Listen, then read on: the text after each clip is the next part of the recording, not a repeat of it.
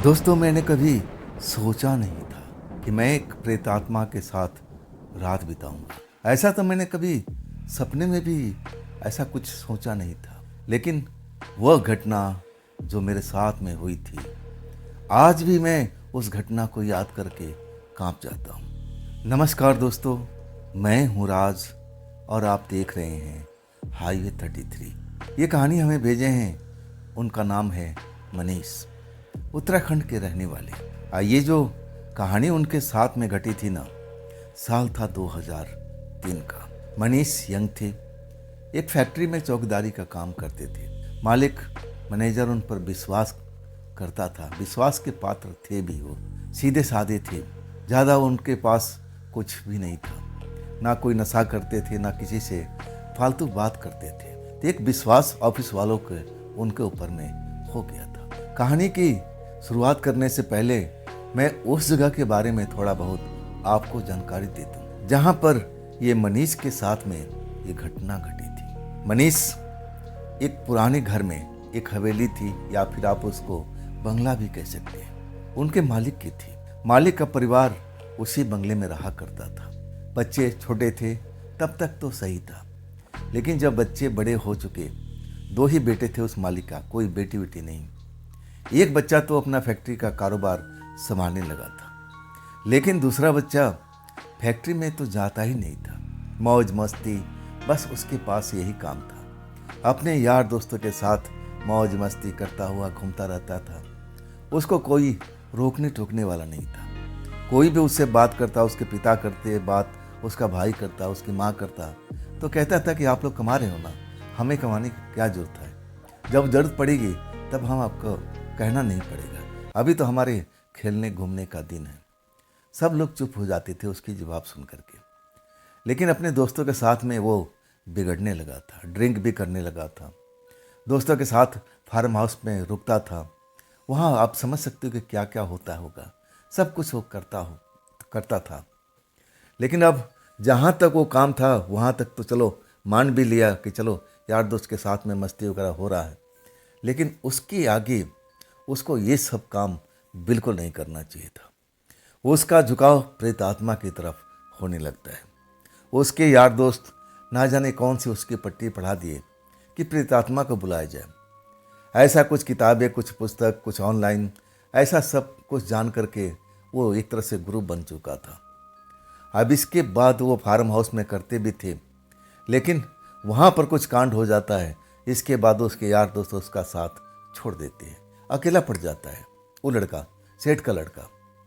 लेकिन अब अकेला पड़ने की वजह से भी वो अपना काम को छोड़ता नहीं है। उस फार्म हाउस में जो हुआ था वो तो उसके लिए बस शुरुआत था। जब वो किसी आत्मा को बुला रहा था, तब आत्मा आ भी गई थी। आत्मा आकर के आज जब उनके पास पहुंचती है, तब उनके जो दोस्त मित्र होते हैं सब डर जाते हैं, सब भाग खड़े होते हैं। मनीष भी उनके साथ में भाग खड़ा होता है। लेकिन उसको बाद में समझ में आता था कि मैंने तो आत्मा को आमंत्रित किया था, मुझे तो उस जगह पर रहना चाहिए था। मैंने गलती किया, उस आत्मा को निरादार नहीं करना चाहिए था और उसके साथ हमें बातचीत करना चाहिए था। लेकिन अब देर हो चुकी थी। यार दोस्त जो मजाक में सब चीज़ को कर रहे थे, उनको नहीं पता था कि ऐसा भी हो सकता है।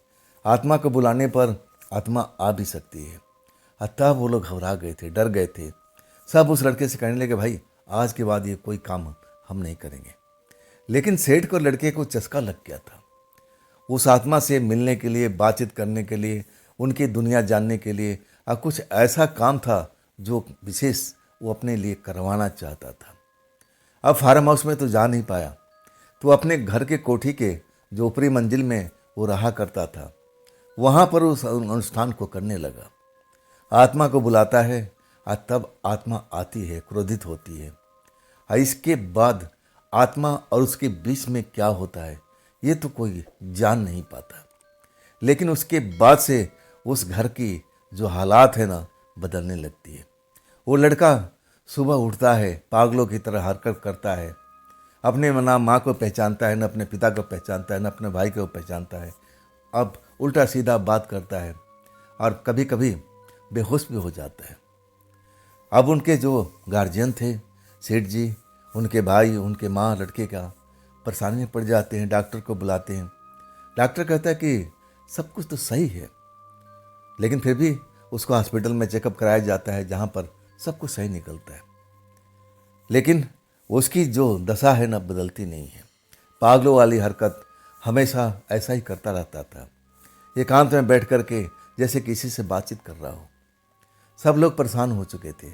और तब उनका एक रिश्तेदार आता है, उस लड़के की हालात देख करके कहता है इसके ऊपर तो कोई ऊपरी साया है, तुम्हें कोई तांत्रिक को बुलाना चाहिए, देर मत करो।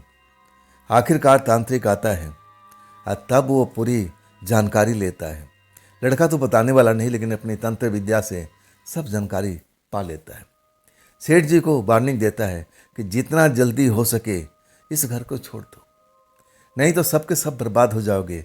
जैसा ये लड़का कर रहा है ना, तुम्हारी भी हालत ऐसी हो जाएगी, और भी जो भी परिवार यहाँ रहेगा उसकी भी हालत ऐसी हो जाएगी।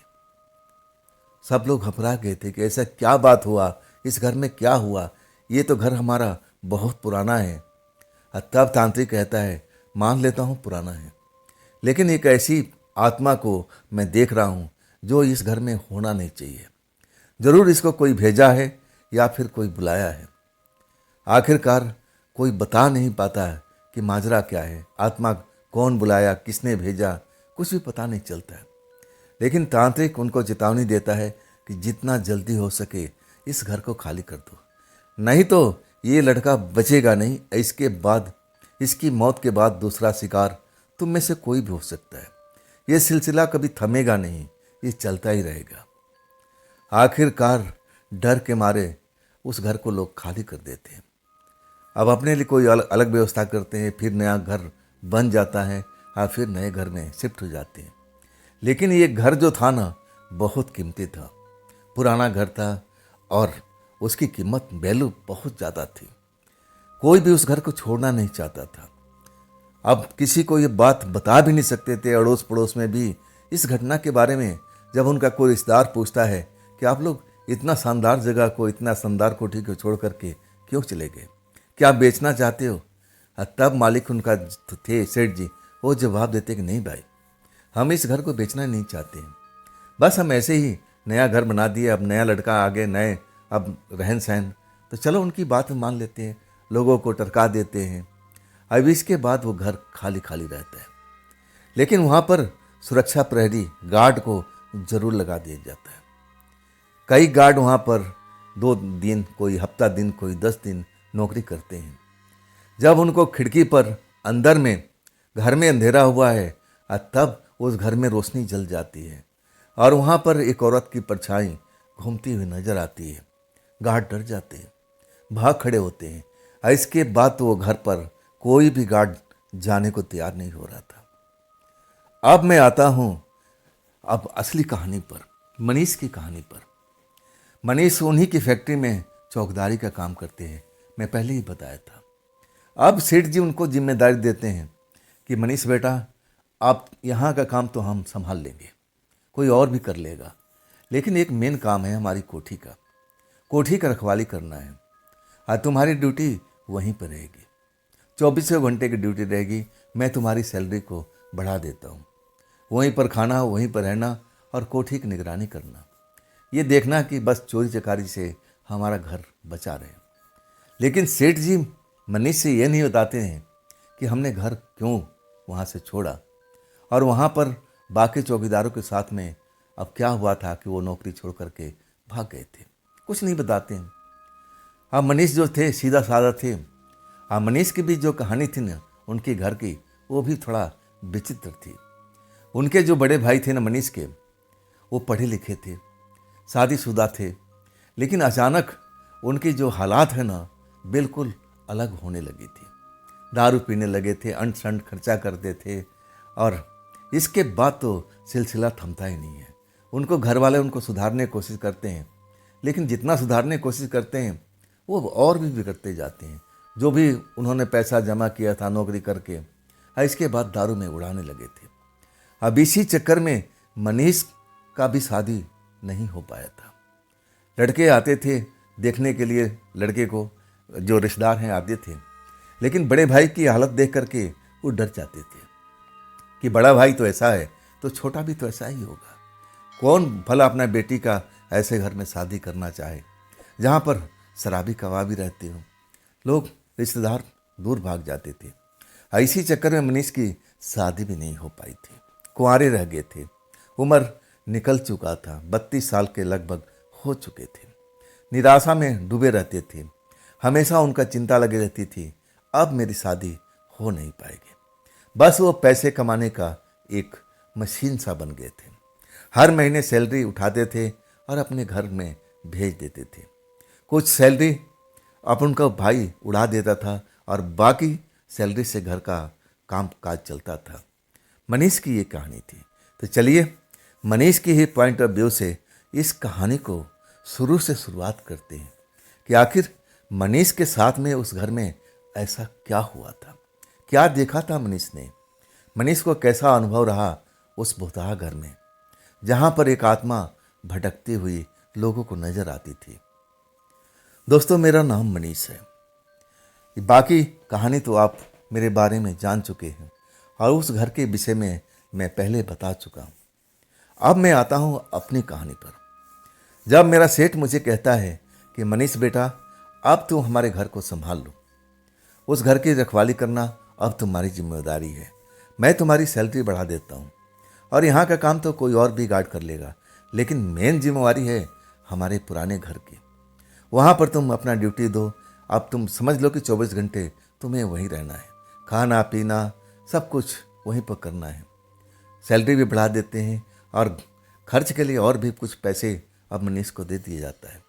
या कि मनीष अब अपने घर तो जा नहीं सकते थे, 24 घंटे की नौकरी थी और ये लगभग 6 महीने तक नौकरी करनी थी। जो तांत्रिक बाबा ने उस घर को देखा था, उन्होंने एक टाइम लिमिट सेट किया था कि इतने साल के बाद वो आत्मा खुद ही खुद उस घर के छोड़ के चली जाएगी। इसके बाद आप लोग उस घर में लौट सकते हो। और वो जो सेठ जी का लड़का था ना, जैसे ही घर से बाहर जाता है और वो बिल्कुल सही हो जाता है। जो भी उसके साथ में हुआ था वो बिल्कुल ख़त्म हो जाता है। और तब वो लोग निश्चित हो गए थे। तांत्रिक ने बता दिया था कि इतने साल तक इस घर से आप लोगों को दूर रहना है। और इसके बाद वो लोग इस घर से दूर रहने का ही अपनी भलाई समझते थे। लेकिन मैं अब वहाँ पर चौकीदारी करने के लिए आ गया था। अब वही था, सुबह से लेकर के देर रात तक मैं अपना कोठी के कभी बाहर कभी अंदर कभी कोठी का राउंड लगाता हुआ अपना ड्यूटी बजाता रहता था। रात होती थी तो फिर मेरे लिए सब कुछ सेठ जी ने प्रबंध करा रखा था, खाने पीने बनाने का। अपना सब कुछ खाना बनाता, खाना खाता और फिर अपने कमरे के अंदर में सो जाता, जो गेट के पास में ही था। मुझे लगभग 20-22 दिन लगभग हो चुका था और अभी तक मेरे साथ में कुछ अनुभव कुछ जो था बिल्कुल सही था। अभी तक हमने उस प्रेतात्मा को देखा नहीं था। अब मुझे तो पता भी नहीं था कि उस घर में क्या चल रहा है। मैं तो उस घर के लिए बिल्कुल अनजान था। लेकिन 20-22 दिन होने के बाद एक रात जब मैं सोया हुआ था, तभी कोठी का एक खिड़की जैसे टूट गई हो, कांच टूट गया हो, छनाक से आवाज़ होती है और तब मेरी नींद खुल जाती है। मुझे लगता है कि कोई बाहर से पत्थर तो नहीं मारा है कांच के ऊपर में। कांच टूटने की आवाज़ आई थी। मैं नींद से जागता हूँ और अपने कमरे से बाहर निकल करके कोठी की जो खिड़की थी, जो पूरी तरह से कांच की थी, उसकी तरफ मैं आ जाता हूँ। मैं देखता हूँ तो हैरान रह जाता हूँ। कमरे में तो मैंने लाइट ऑन नहीं किया था, लाइट तो बंद था, लेकिन लाइट जली हुई थी।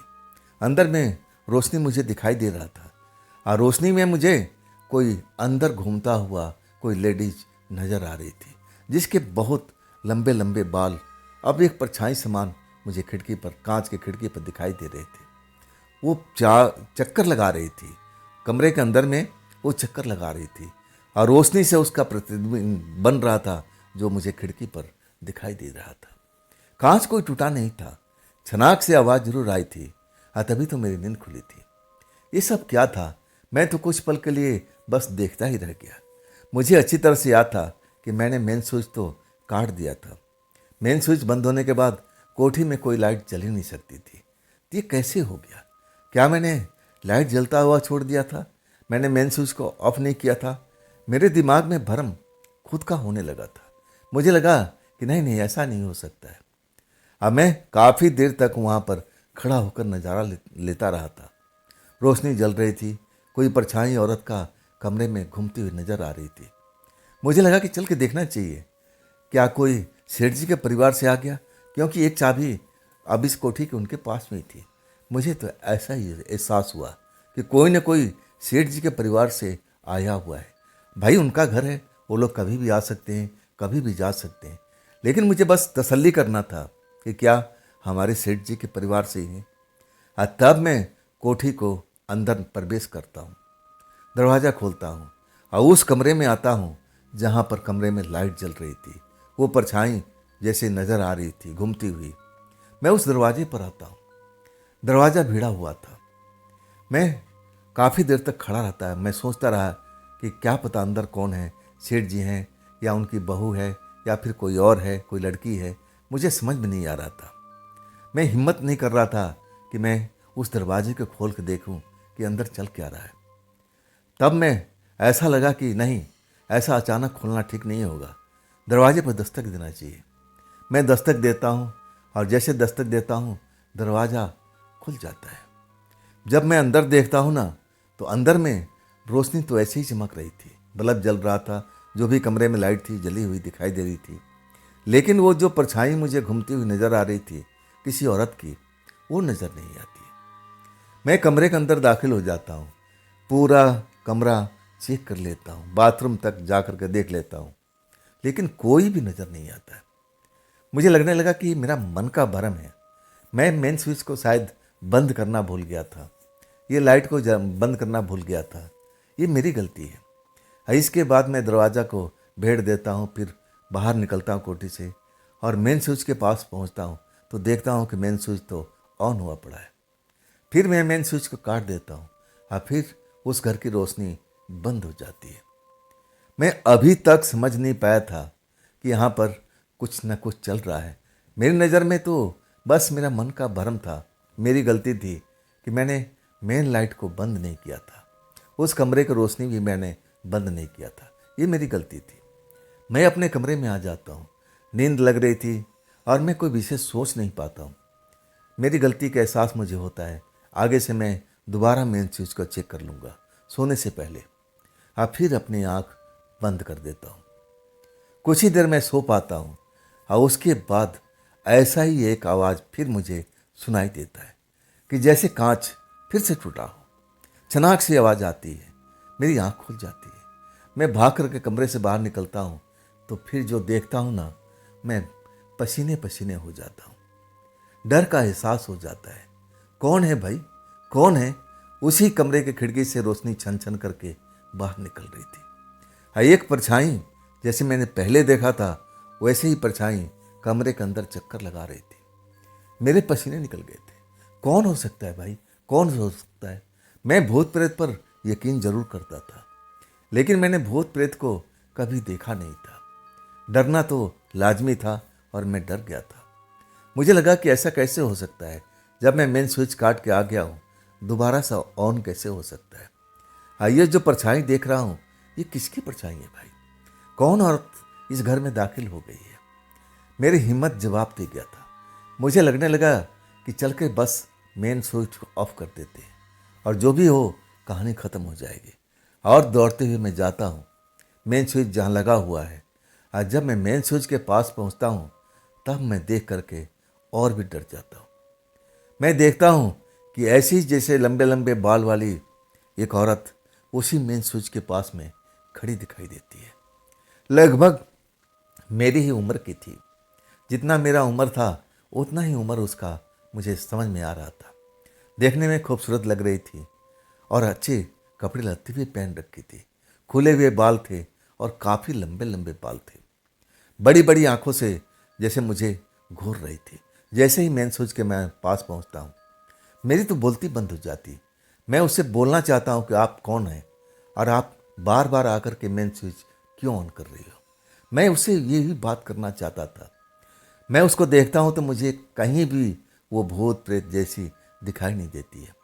बिल्कुल साधारण स्त्री की तरह, साधारण लड़की की तरह वो मुझे नजर आती है। डरा हुआ जरूर था मैं, लेकिन मैं उसको समझ नहीं पाया था कि ये भूतनी तो बिल्कुल नहीं हो सकती है। क्योंकि जब मैं भूत प्रेत के बारे में जो भी सुना था, लोग वाग बताते थे कि भूत प्रेत बहुत ही डरावने होते हैं। उनकी आंखें लाल लाल नजर आती हैं, उनके हाथ अजीबोगरीब होते हैं, उनके पैर जो होता टेढ़ा होता है। कईयों का कहना था कि उनके पैर उल्टे होते हैं, लेकिन यहाँ तो ऐसी कोई बात ही नहीं था। यहाँ पैर भी सीधे थे और देखने में वो इंसान की तरह लग रही थी, कहीं से भूत प्रेत नहीं लग रही थी। मैं काफ़ी देर तक बस बोलने की कोशिश कर रहा था, लेकिन आवाज़ नहीं निकल पा रही थी। शायद उस लड़की को समझ में आ गया था कि मैं उसको देख के डर गया हूँ। वो मेरे पास में आती है, फिर मेरी तरफ देखते हुए कहती है, आप क्यों बार बार इस मेन स्विच को बंद कर रहे हो? क्या परेशानी है आपको? क्या परेशानी है आपको? वो 2-3 बार मुझसे यही सवाल को दोहराती है। तब मेरी जुबान खुल जाती है। मैं कहता हूँ, मैडम आप है कौन? और इस वक्त में, आधी रात के वक्त में यहाँ पर आप क्या कर रही हैं? ये तो हमारे सेठ जी का घर है। आप सेठ जी के परिवार से तो मेरे को नहीं लगता है कि आप होगी। आप सेठ जी के कोई रिश्तेदार हो? तब कहती है, ऐसा ही समझ लो, मैं आपके छोटे सेठ है ना, उनका रिश्तेदार हूँ। और उन्हीं ने मुझे इस घर में बुलाया हुआ है। मैं उन्हीं का इंतज़ार करती हूँ। वो कभी कभी मेरे से मिलने के लिए आते हैं। आज उन्होंने बोला था कि मैं आऊँगा, लेकिन अभी तक नहीं आए। मैं उन्हीं का इंतज़ार करती हूँ। आप जाओ, अपना काम करो, आप सो जाओ। आप अपनी ड्यूटी कर रहे हो, हमारे काम में आप दखल मत दो, नहीं तो मैं सब कुछ बोल दूँगी, सेठ जी को समझा दूँगी और फिर आपको नौकरी से निकाल देंगे। वो धमकी दे देती है। उस धमकी से मैं डर जाता हूँ। मुझे बड़ा हैरानी होती है कि छोटे सेठ इस लड़की को बुलाया है इस घर में मिलने के लिए। मुझे आश्चर्य जरूर हुआ था, और तब मुझे लगा कि बड़े घर की बड़ी बात होती है। कुछ ऐसी भी बात होती है जो हम आम इंसान समझ नहीं पाते हैं। ये बड़े घर में ही अक्सर सुनने को मिलता है। अरे मुझे क्या करना है भाई? तब मैं कहता हूँ कि मुझे माफ़ कर दीजिए, मुझसे गलती हो गई, अब मैं अपने कमरे में जा रहा हूँ, आप ये बात ज़रूर मत बताइएगा। तब वो लड़की खिलखिला के हंसती है, कहती है, जाओ मैंने तुम्हें माफ़ किया, लेकिन ऐसी गलती मत करना। मैं भागता हुआ अपने कमरे में पहुँच जाता हूँ। मैं लंबी लंबी सांस लेता हूँ। मुझे तो लगा कि मैं किसी भूतनी से मिलने जा रहा हूँ, लेकिन वहाँ भूतनी नहीं, वहाँ तो सेठ जी का कोई जानने वाली औरत आई हुई थी। उसका कहना था कि जब तुम्हारे सेठ, छोटे सेठ जी हैं, वो कभी कभी हमसे मिलने के लिए आते हैं। उन्होंने मुझे यहाँ पर बुलाया है मिलने के लिए, मैं उन्हीं की बाट देख रही हूँ।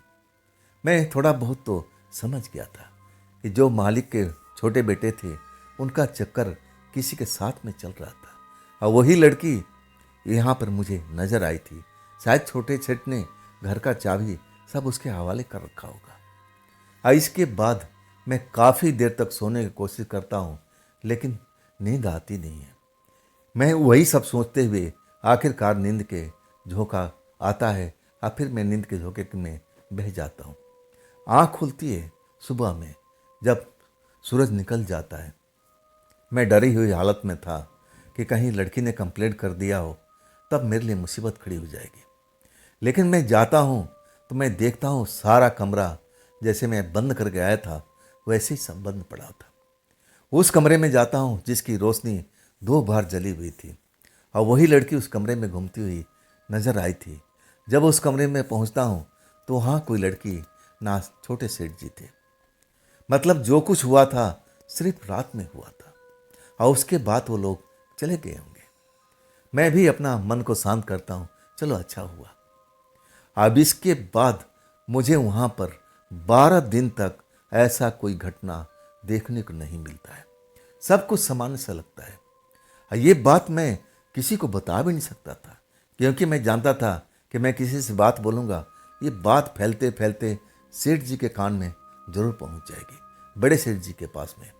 इसके बाद वो मेरी हिसाब किताब कर देंगे कि तुम मेरे भरोसे के लायक नहीं हो।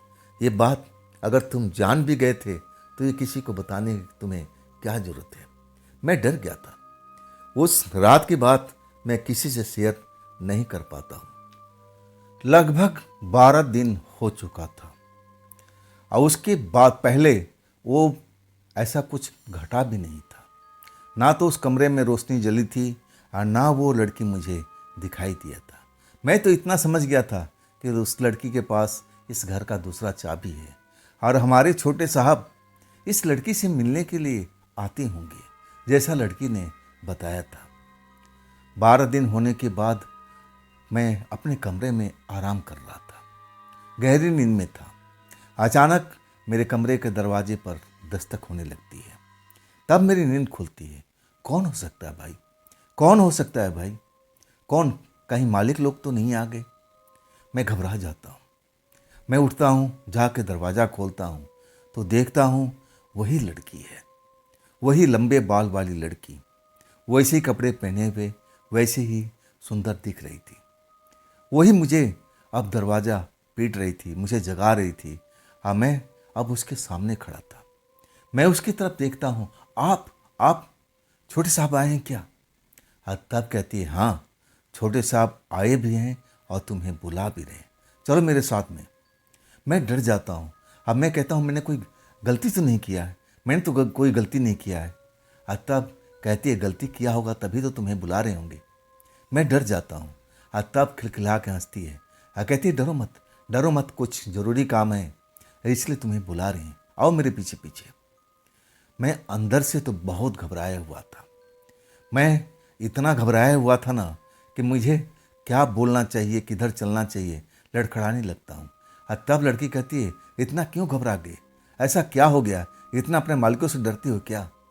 मेरा तो कुछ आवाज़ ही नहीं निकल पा रही थी कि ना जाने मुझसे कोई गलती हो गई हो। ये मालिक मुझे क्यों बुला रहे हैं? छोटे मालिक थोड़ा कड़क स्वभाव के भी थे। मैं घबरा गया था और उसी कमरे पर गेट के अंदर वो जो गेट था वो बंद था और गेट के बाहर पर हम खड़ा हो जाते हैं। लड़की जो है वो दरवाज़ा खोल देती है और कहती है, अंदर जाओ, साहब तुमसे कुछ पूछना चाहते हैं, जाके उनको सही सही जवाब दे दोगे। मैं डरा हुआ हालत में था। वो लड़की मुझे अंदर जाने के लिए कहती है और तब मैं डरते डरते कमरे के अंदर दाखिल होता हूँ। जैसे ही कमरे के अंदर दाखिल होता हूँ ना, वो रोशनी जो जगमग जगमग हो रही थी वो अचानक बंद हो जाती है। हर तरफ अंधेरा ही अंधेरा, हाथ के हाथ सूझ नहीं रहा था। वो छोटे साहब का शायद वो बेडरूम था। अच्छा चौड़ा और कीमती पलंग वहाँ पर बिछा हुआ था। मुझे बस अंधेरे से डर लग रहा था। मैं कहता हूँ, साहब आप यहाँ पर हैं क्या?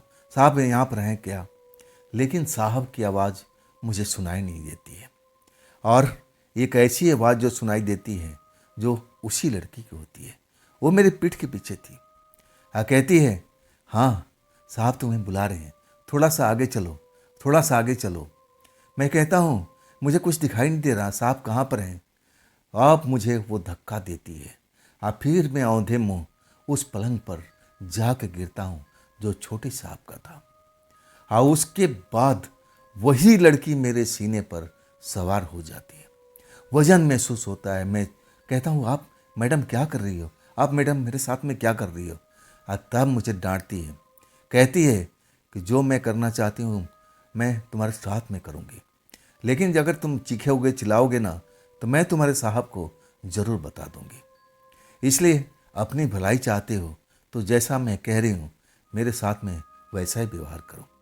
मेरे तो होश उड़ गए थे। मैं मानता हूँ कि मैं शादीशुदा नहीं था, मैं स्त्री का सुख कभी पाया नहीं था और ना मैं अभी कल्पना भी किया था कि ऐसा भी कभी संभव हो सकता है। वो सब कुछ घटना जो मेरे साथ में घटती है ना, मैं समझ नहीं पाता हूँ, अपने होश जैसे खोने लगता हूँ।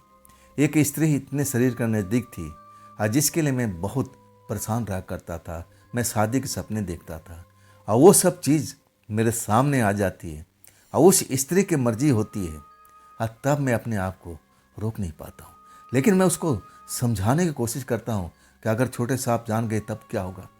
तब हंसती है, कहती है, मैं बताऊँगी तब ना, छोटे साहब कभी नहीं जान पाएंगे, तुम शांत रहो, अब तुम हमारे साथ में हो, मेरे अंडर में हो, तुम्हें चिंता करने की ज़रूरत नहीं है। मैं तुमसे काफ़ी दिन से मिलना चाहती थी लेकिन समय सही नहीं चल रहा था, लेकिन आज समय सही है, तब मैं तुम्हें यहाँ पर बुलाई हूँ।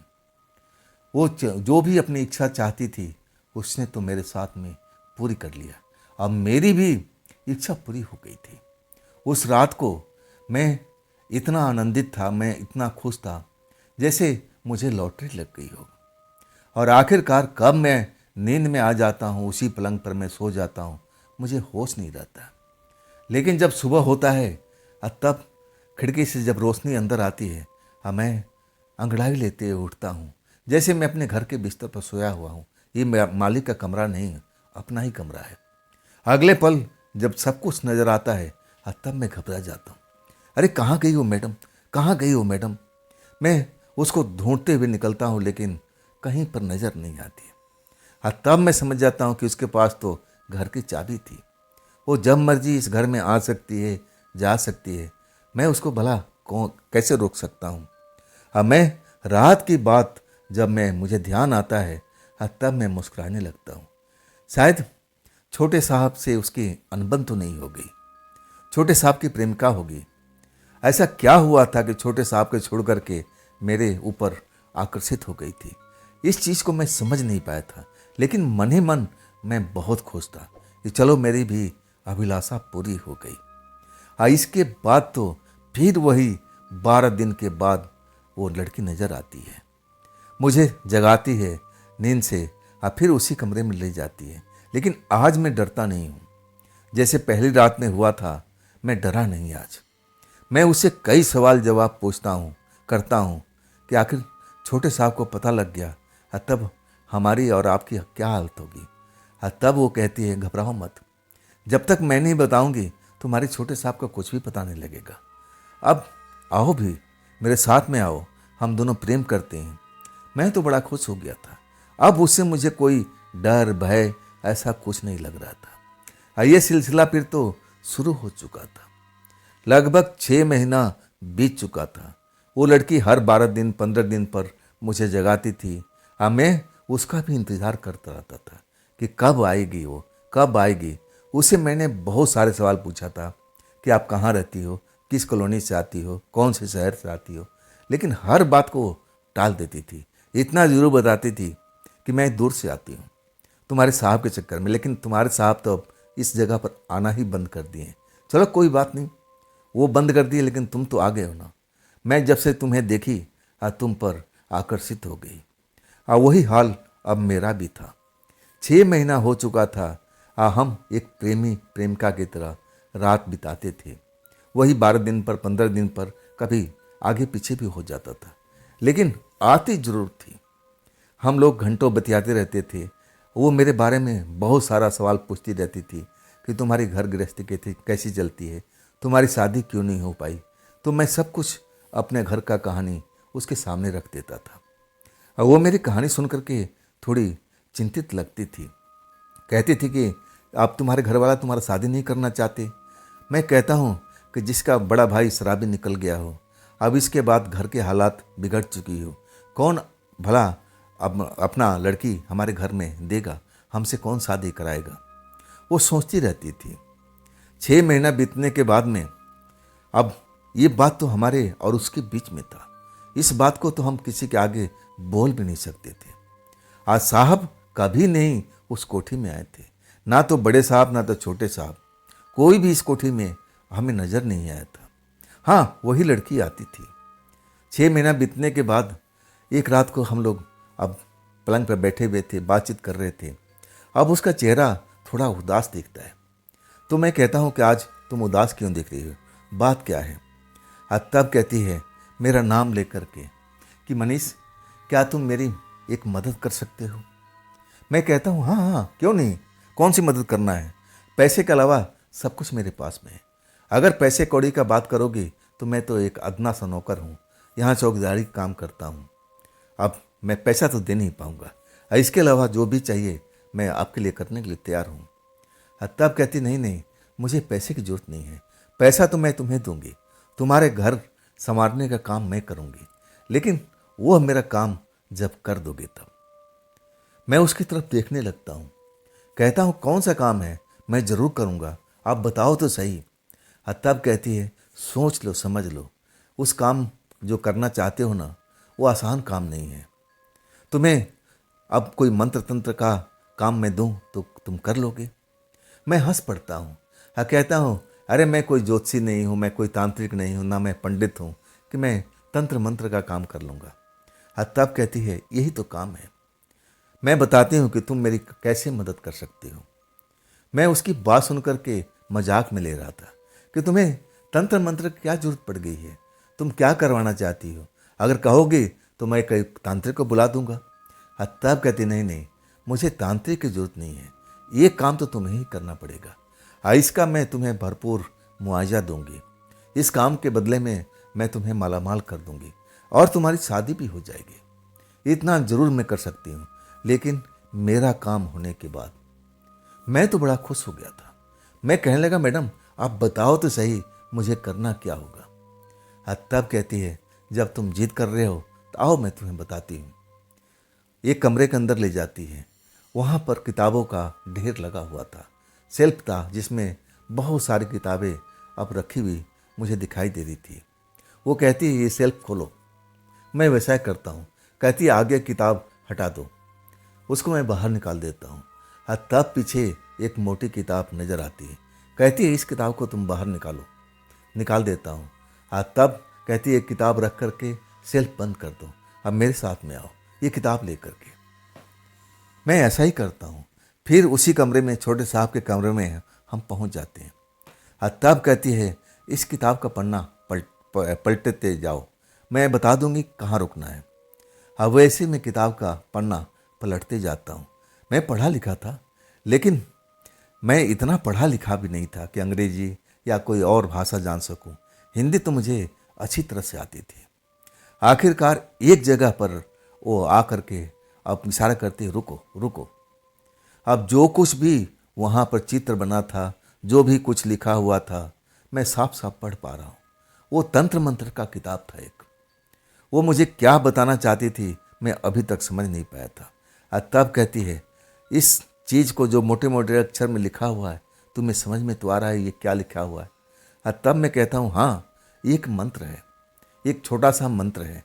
तब कहती है, इसी मंत्र का तुम्हें उपयोग करना है। तुम इसको अच्छी तरह से रट लो, याद कर लो।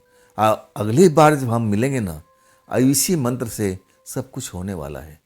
तब तक तुम्हारे पास में 10-15 दिन का टाइम है। इस मंत्र को मुँह ज़बानी याद कर लो। इसके बाद तुम और तुम्हारा परिवार गरीबी से बाहर निकल आएगा और तुम्हारी शादी मैं जरूर करवा दूंगी। मैं तुमसे वादा करती हूँ, लेकिन ये काम मेरे लिए तुम्हें करना है। इस मंत्र को कंठस्थ याद कर लेना है, भूलना नहीं है। मैं चाहती हूँ कि दिन में तुम 50-सैकड़ों बार इस मंत्र को पढ़ो और अच्छी तरह से याद कर लो, क्योंकि उस टाइम में ये मंत्र तुम्हें भूलना नहीं होगा। तुम्हारे पास में ये किताब नहीं होगी जहाँ पर ये सब काम करना है। मैं उसकी बात सुनकर थोड़ा आश्चर्य में तो जरूर डूबा था।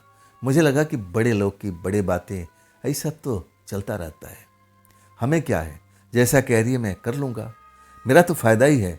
अगर ये कह रही है कि मेरा घर खुशहाली से भर देगी, मेरी शादी हो जाएगी, अव्वल तो मुझे विश्वास नहीं था, लेकिन अब मेरी प्रेमिका बनी हुई थी तो मैं थोड़ा बहुत तो ज़रूर उसके लिए ये सब काम करना चाहता था, और मैं इस चीज़ पर लग भी गया था। उस मंत्र को मैं अच्छी तरह से दिन में याद करता हूँ, और ऐसा करते करते 15 दिन अब बीत चुका था। मुझे तो 10 दिन के बाद मेरी आंखें गेट पर अब जैसे किसी को तलाश करती रहती थी, लेकिन वो कभी समय पर आ भी जाती थी और कभी समय पर आती भी नहीं थी। लेकिन जब 15 दिन बीत गया ना, मुझे लगने लगा कि आज अब लंबा टाइम क्यों लग रहा है, उसका आने में इतना देरी क्यों हो रहा है, कौन से शहर से आती है, कहाँ से आती है, मुझे कुछ पता भी तो नहीं था। लेकिन आखिरकार वो आती है, मेरा दरवाज़ा पीटती है। तब हम उस कमरे में चले जाते हैं जहाँ पर हम मिला करते हैं। तब हम आमने सामने बैठे हुए थे, हम एक दूसरे की तरफ देख रहे थे। मेरी आंखों में आंखें डाल के कहती है कि मनीष, तुम्हें मंत्र याद हो गया है? तब मैं कहता हूँ कि मैं पढ़ के सुनाऊँ?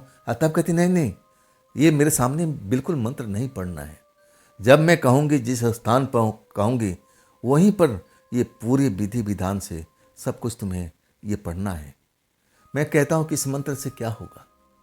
तब कहती है तुम सुनना शायद पसंद नहीं करोगे। मैं कहता हूँ जब मैं आपके लिए इतना कर सकता हूँ तो सुनने में क्या बाकी है? ऐसा क्या है जो आप छुपाना चाहती हो जो मुझे समझ में नहीं आएगा? तब कहती है जब वक्त आएगा ना मैं ज़रूर वो बात को बताऊंगी, लेकिन चलो हमें अब तैयारी करनी है। हमें उस जगह पर जाना है जहाँ पर ये विधि विधान करना है। आज सारा सामान इकट्ठा हुआ पड़ा है। वो चलो उस जगह पर देखो, वहाँ पर एक थैला होगा, उस थैले को उठाओ, अब मेरे पीछे पीछे चलो। मैं बस चल देता हूँ। मुझे लगा कि छोटा मोटा शायद पूजा पाठ करवाना चाहती होगी, ऐसा ही मुझे लगता है, क्योंकि मैं इतना ना तो तांत्रिक था ना मांत्रिक था और ना मुझे इस चीज़ का ज्ञान था। मैं चल देता हूँ लालच में।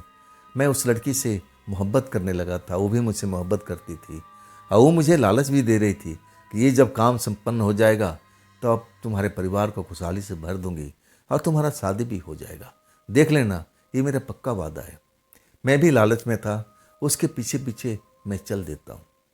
उसी कोठी के अंदर में एक और बड़ा सा कमरा था। वो कहती है इस कमरा को तुम खोलो।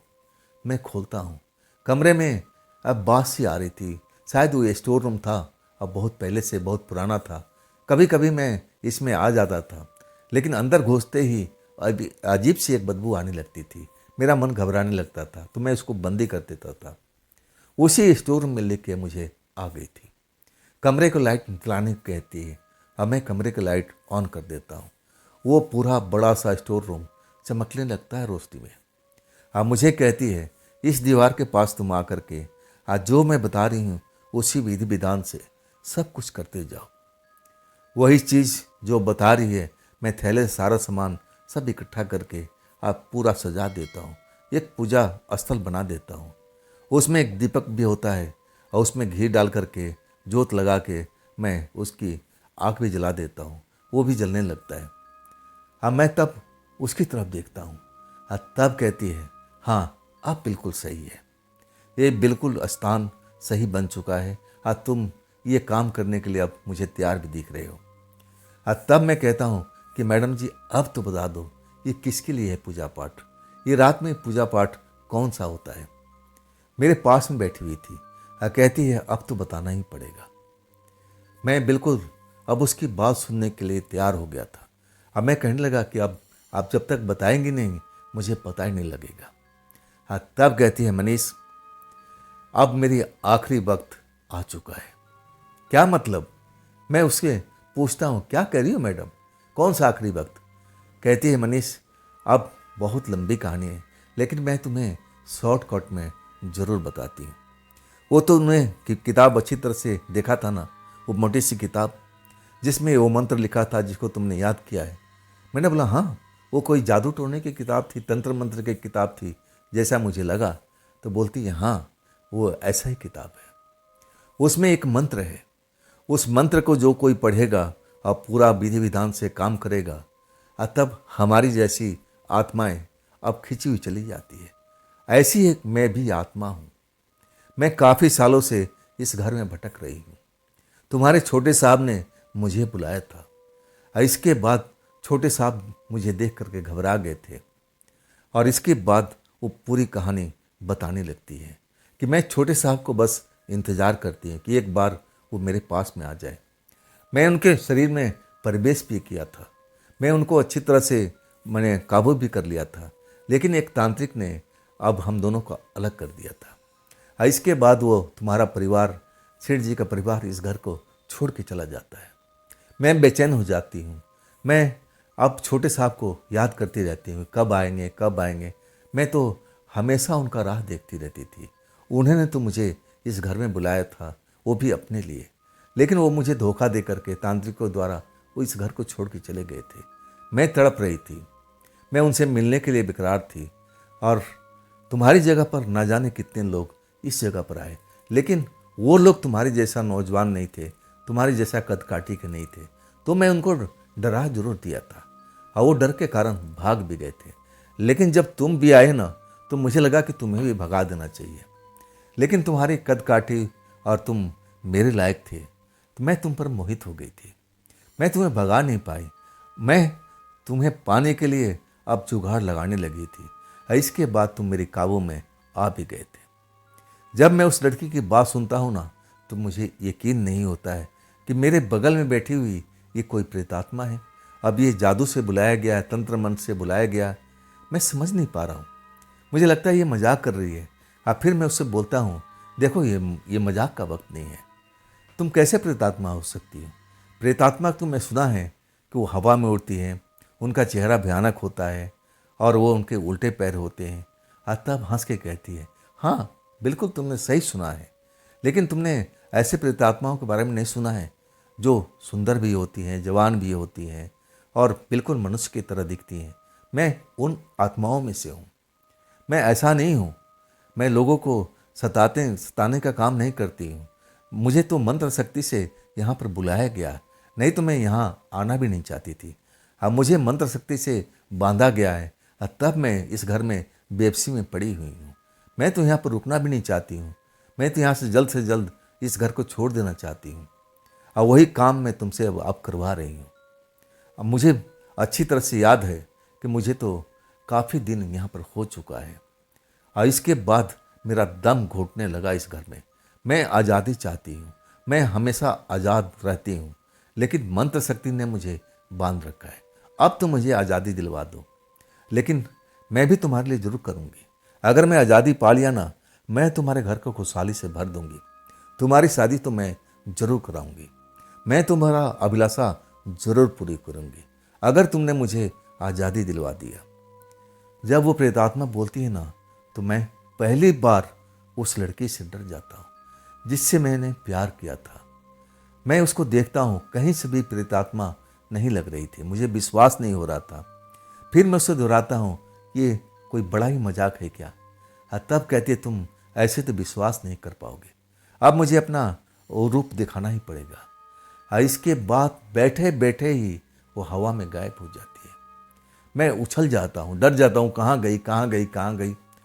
तब वो मेरे सर पर हाथ रखती है, कहती, मैं जहाँ हूँ वहीं बैठी हुई हूँ, अब तुम डरो मत। फिर अगले पल फिर वैसे के वैसे मुझे नजर आ जाती है। इसके बाद तो मेरी हालत खराब हो गई थी। मुझे लगा कि अब तो मेरा शिकार बनाएगी। ये प्रेतात्मा ऐसे ही लोग होती हैं, ये ज़रूर अब मुझे मार देगी। तब मैं रोने लगता हूँ, बिलखने लगता हूँ कि देखिए, आप मुझे छोड़ दीजिए, आप मुझे छोड़ दीजिए, ये काम करने पर मजबूर मत कीजिए। मैं जानता हूँ ये काम करूँगा ना, इसके बाद मुझे आप मार डालेंगे, आप मुझे मार डालेंगे। तब वो प्रेतात्मा कहती है कि नहीं मनीष, मैं तुमसे प्यार करने लगी हूँ, मन ही मन मैं तुम्हें चाहती हूँ। तुम्हारे साथ मैं कोई धोखा नहीं कर सकती। मैं तो तुमसे आग्रह कर रही हूँ कि तुम मुझे आज़ादी दिला दो, ताकि मैं इस घर से हमेशा हमेशा के लिए आज़ादी पा जाऊँ। ये काम तुम मेरे लिए करो। अब मैं तुमसे वादा करती हूँ कि मैं तुम्हारा भी काम कर दूँगी, तुम्हारा घर खुशहाली से ज़रूर भर दूँगी और इसके बाद तुम्हारी शादी ज़रूर हो जाएगी। मैं तुमसे वादा करती हूँ। बस ये काम, इस मंत्र को जैसे ही अब मैं यहाँ से जाऊँगी, और इसके बाद तुम पढ़ना शुरू कर देना। लगभग कितना बताना था वो सब कुछ मुझे विधि विधान बता देती है। आप फिर कहती है, मनीष मेरे लिए, सिर्फ मेरे लिए, मैं तुम्हारे साथ में कोई गलत हरकत नहीं करूँगी, ना मैं ऐसी हूँ। मैं मानती हूँ मैं लोगों को यहाँ पर डराई हूँ, लेकिन अब नहीं। मैं तुमसे सच्ची मोहब्बत करती हूँ और अपने मोहब्बत का कोई नुकसान नहीं पहुँचाता है। मुझे आज़ादी चाहिए, मुझे आज़ाद करवा दो। जब इतना बात बोलती है ना, तो मैं सोचने पर मजबूर हो जाता। मुझे लगने लगता है कि अगर लड़की प्रेतात्मा है, अगर मुझे मारना चाहती तो ये तो कभी का मार देती। ना जाने मैं कितनी रात इसके साथ गुजार चुका हूँ। नहीं, ये मेरे साथ में धोखा नहीं करेगी, मेरे साथ में धोखा नहीं करेगी। मुझे इसका काम करना चाहिए। इसके बाद उसी का बताया हुआ विधि विधान से मैं उस मंत्र को जाप करने लगता हूँ।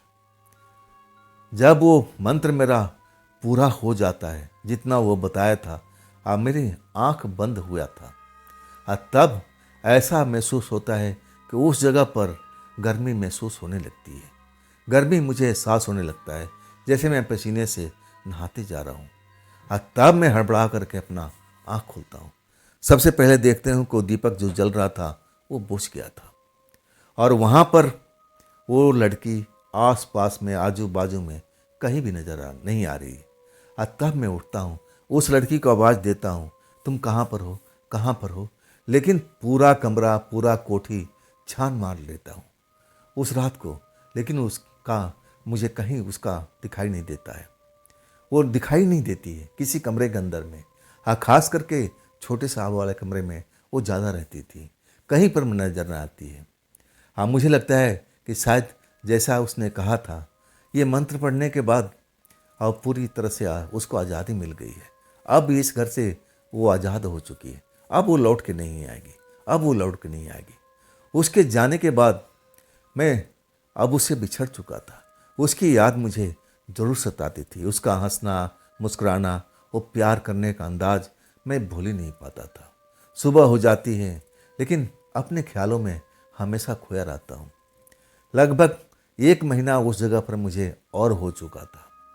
मैं हमेशा उस खिड़की की तरफ देखता था कि शायद उसको आज़ादी नहीं मिली होगी तो ज़रूर इस घर का लाइट जलेगा, उसकी परछाई मुझे इस कमरे में नज़र आएगी। लेकिन ऐसा नहीं होता है। आखिरकार मैं 2 महीने के बाद उस घर से कुछ दिनों के लिए अपने गांव जाता हूँ। वहाँ पर कोई दूसरा गार्ड आ जाता है। मुझे छुट्टी की ज़रूरत थी, अब मुझे कोई ज़रूरी काम भी था। मैं अपने गांव पहुँचता हूँ और वहाँ पर पहुँचने के बाद मैं अपने छत पर सोया करता था। गर्मी के टाइम में मुझे 1 हफ्ता की छुट्टी मिली थी और 1 हफ्ते में वो सारा काम निपटाना भी था जिस काम के लिए मैं आया था। दिन भर दौड़ भाग में लगा रहता था और लौट के आता था तो थका मांदा था और छत पर सोते ही नींद आ जाती थी। हर रात ऐसे ही होता था। 3 रात बीत चुका था, तीसरी रात की बात थी। तब नींद में मुझे कोई उठाता है, उठो मनीष, उठो मनीष। मैं देखता हूँ आवाज़ तो जानी पहचानी है, लेकिन कोई दिखाई नहीं दे रहा है। मैं चारों तरफ देखता हूँ, कहीं मैं कोई सपना में तो नहीं देखा था। सपने में तो मैं नहीं चला गया था। कई तरह ख्याल आते हैं। तभी वही आवाज़ मुझे सुनाई देती है। कहती है, मनीष, मैं तुम्हारे सामने बैठी हूँ, तुम मुझे देख नहीं पाओगे, तुम मुझे देख ही नहीं सकते। मैं आवाज़ तो पहचान लेता हूँ। तब मैं कहता हूँ, मैडम जी आप, मैडम जी आप मुझे नज़र क्यों नहीं आ रही हो? आप तो आज़ाद हो गई थी। तो कहती है कि हाँ, मैं आज़ाद हो गई हूँ। अब उस घर में मैं कैद नहीं हूँ, जहाँ मर्जी मैं जा सकती हूँ, आ सकती हूँ। अब मुझे कोई रोकने वाला नहीं है। तुमने मुझे मेरी आज़ादी दिलवाया है। इसी के लिए मैं तुम्हारे पास में आई हूँ, ताकि मैं तुम्हारी शुक्रिया अदा कर सकूँ। और मनीष, मैंने जैसा कहा था ना, वैसा ही मैं ज़रूर करूँगी, लेकिन अभी थोड़ा और वक्त चाहिए। मैं उस वादे को मैं भूली नहीं हूँ और तुम्हें तो लग रहा है कि मैं जो वादा किया था भूल चुकी हूँ, लेकिन हम प्रेतात्माएं अपना वादा कभी नहीं तोड़ते हैं। जो एक बार हम वचन ले लेते हैं, उस वचन को जरूर निभाते हैं। मैं अपनी वचन को जरूर मैं पूरा करूँगी, लेकिन अभी थोड़ा समय अभी दूर है, आने दो। जैसा आएगा मैं सब कुछ सही कर दूँगी। और उसके बाद वो मुझसे बिछड़ जाती है। मैं आवाज़ ही बस सुन पाता हूँ और फिर कहती है, मुझे मनीष जाना पड़ेगा, फिर मैं कभी मिलूँगी। मैं उसको आवाज़ देता रह गया, तुम रुक जाओ ना, रुक जाओ ना। और तब उसकी आवाज़ सुनाई नहीं पड़ती है। मेरे गांव में छुट्टी भी ख़त्म हो जाता है और फिर मैं अपने शहर में आ जाता हूँ। उसी कोठी पर मेरी जहाँ ड्यूटी लगी हुई थी, मैं वही अब फिर चौकीदार का काम स्टार्ट हो जाता है। वहाँ पर मुझे 1 महीना हो जाता है। अब मैं कुछ काम से दोपहर के टाइम मैं बाज़ार गया था, कुछ सौदा लेने के लिए। खाने पीने का सामान की कमी थी। मैं बाज़ार में था। बाज़ार में अचानक मेरे बैग एक पैर से उलझ जाता है, भारी बाज़ार में, सब्जी बाज़ार में। आज जब मैं गिरते गिरते बचता हूँ, तब मैं देखता हूँ कि बहुत सारा गोभी का पत्ते थे। पत्ते के अंदर में एक बैग था जिसका हैंडल मेरे जूते के अंदर फंस गया था। इसीलिए मैं गिरते गिरते बचा था। मैं जब उस हैंडल को छुड़ाने लगता हूँ, खींचता हूँ, तो पूरा का पूरा बैग उस कबाड़ में से निकल आता है। मैं वो बैग देखता हूँ तो कुछ वजनी लगता है। तब मैं उस बैग का चैन खोलता हूँ तो देख के हैरान हो जाता हूँ। उसमें तो नोटों का बंडल मुझे दिखाई देता है। मैं देख करके सन्न सा रह जाता हूँ। उस बैग को बंद करता हूँ, आसपास देखता हूँ और मैं सबसे पूछता हूँ, भैया आपका बैग है क्या, आपका बैग है क्या? लेकिन बैग जो था ना, कबाड़े के अंदर दबा हुआ था। उसमें गोभी के छिलके, ऊपर से मिट्टी, पानी सना हुआ था। उसमें से बदबू सी आ रही थी। हर कोई देखता है, नहीं भाई ये मेरा नहीं है, ये मेरा नहीं है, ये मेरा नहीं है। मैं ना जाने कितने लोगों से पूछ चुका था कि भाई आपका बैग है, दुकानदारों से पूछ चुका था, लेकिन हर किसी ने मना कर दिया, नहीं नहीं ये मेरा नहीं है, ये मेरा नहीं है। मुझे लगा कि अब किसी का नहीं है तो अब तो मेरा ही है। हाँ, मैं उस बैग को लेकर के चल देता हूँ। रास्ते भर मेरी दिल की धड़कन बढ़ी हुई थी। मैं अपने कोठी में आ जाता हूँ जहाँ काम करता हूँ। हाँ, तब उस बैग को खोलता हूँ। हाँ, उसमें से नोटों का बंडल निकल आता है। इतना सारा पैसा देख करके मेरी खुशी का ठिकाना नहीं होता। मुझे कुछ समझ नहीं आता कि इतने पैसे के मैं करूँगा क्या, लेकिन आखिरकार वो पैसा मेरे काम में तो आएगा ना। उस पैसा को मैं संभाल कर रख देता हूँ और मैं बड़ा आनंदित था। मुझे लगने लगा कि जल्द से जल्द इस पैसे को अपने घर पर पहुँचा दूँ और मैं अपने लिए कोई काम की तलाश करूँ, ऐसा काम जो ये चौकीदारी की नौकरी से मुझे मुक्ति दिला दे। अब तो इतना पैसा मेरे पास में आ चुका था। आखिरकार एक रात जब मैं सोता हूँ अपने उसी घर में जहाँ चौकीदारी करता था, तब आधी रात के वक्त जैसे मेरे सर को कोई सहलाने लगता है, मेरा नाम लेकर के आवाज़ लगाने लगता है, मनीष उठो उठो। तब मैं उठता हूँ। नींद से मेरी आंखें बोझिल थी, मैं देख नहीं पाता हूँ। तब वही आवाज़ मुझे उसी प्रेतात्मा को सुनाई पड़ती है, मनीष मनीष वो धन तो तुम्हें मिल गया ना, मैंने जो तुम्हें दिया था। मैं अवाक रह गया था। मतलब वो जो धन का प्रबंध किया था वो आत्मा लड़की ने उस गोभी के पत्ते के नीचे कबाड़ के अंदर में, शायद उसी ने मुझे ये सब ये किया था। मैं तो अब एकदम हैरान हो गया था। मैं पूछने लगा कि आपने सब किया था? तब कहती, हाँ ये सब मैंने ही किया था। अब ये धन तुम्हारा मिल गया है, अब तुम अपने गांव जा कर के अपने लिए छोटा मोटा काम कर सकते हो, और ये काम और बाकी रह गया है, और उसके बाद वो भी काम मैं जल्द से जल्द करवा दूंगी। रहा तुम्हारा शादी का, वो भी तुम्हारी शादी हो जाएगी। लेकिन इस पैसे के लेकर के तुम अपने गांव चले जाओ, ये नौकरी वोकरी छोड़ो और अपना काम करो, अपने घर को संवारो, अपने भाई को काबू में रखो, और देखना रिश्तेदार तुम्हारे दरवाजे पर दस्तक जरूर देंगे। मैं ऐसा ही करता हूँ। मैं वहाँ से छुट्टी लेता हूँ कि मेरे घर में कुछ तकलीफ़ है, मुझे महीना डेढ़ महीना लग सकता है। मेरा सेठ मेरे को छुट्टी देते हैं, कहते हैं जा, जब तेरा काम ख़त्म हो जाए घर का तो तुम लौट आना। वो मुझ पर विश्वास करते थे। मैं अपने घर आ जाता हूँ और उसके बाद अपने परिवार वाले को सब खुशखबरी देता हूँ। वो पूछते हैं इतना सारा पैसा कहाँ से आया, और तब मैं कोई बात छिपाता नहीं, वो प्रेतात्मा के बारे में बता देता हूँ। सब लोग डर गए थे, ये तो प्रेतात्मा का पैसा है, प्रेतात्मा का पैसा है। मैं कहता हूँ नहीं, प्रेतात्मा के जरिए पैसा मिला है। प्रेतात्मा अपने पास में धन लेके नहीं घूमती है, ये धन का जुगाड़ उसी ने किया है। शायद ऐसा ही किसी का पैसा होगा जिसके पास में अथाह पैसा हो और कबाड़े में पड़ा हुआ था, और तब मुझे मिला है। मैं तो वहाँ चिल्ला चिल्ला कर सबसे पूछा था किसका पैसा है, किसका पैसा है, लेकिन किसी ने हाँ नहीं बोला। और तब मैं इस पैसे को लेके आया। डरने की जरूरत नहीं है, इसमें प्रेतात्मा नहीं समाई हुई है, ये बिल्कुल साफ सुथरा पैसा है। हमें अपना काम करना चाहिए। मेरे बड़े भाई भी खुश थे इतना पैसा देख करके, उनको लगा अब तो सालों का इंतजाम हो गया दारू पीने का। लेकिन मैं ऐसा करने नहीं देता हूँ। मैं अपने लिए और अपने भाई के लिए एक काम खोल देता हूँ, और दोनों हम मेहनत करते हैं। हाँ, भाई इतनी आसानी से दारू छोड़ने वाले नहीं थे, लेकिन मैंने एक लिमिट बांध दिया था कि इससे आगे तुम नहीं जाओगे। हाँ, धीरे धीरे 6 महीना बीत जाता है। आखिरकार मेरे दरवाजे पर रिश्तेदार आते हैं मेरी शादी करने के लिए। मैं तो इस चीज़ को देख करके हैरान हो गया था। आखिरकार जैसा उस प्रेतात्मा ने कहा था, सारा काम उसी तरीके से हो जाता है। आज जब मेरी शादी हो जाती है, मैं अपनी पत्नी के साथ घर में रहता हूँ। आधी रात को मुझे जगाती है, फुसफुसाती है, कहती है मनीष उठो उठो, मैं तुमसे आखिरी बार मिलने के लिए आई हूँ।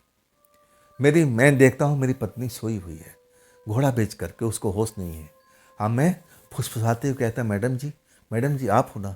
तब कहती है हाँ, देखा जो मैंने कहा था ना, सब कुछ हो गया ना। अब मैं तुमसे मिलने के नहीं आऊँगी, मैं बार बार तुम्हें परेशान नहीं करूँगी।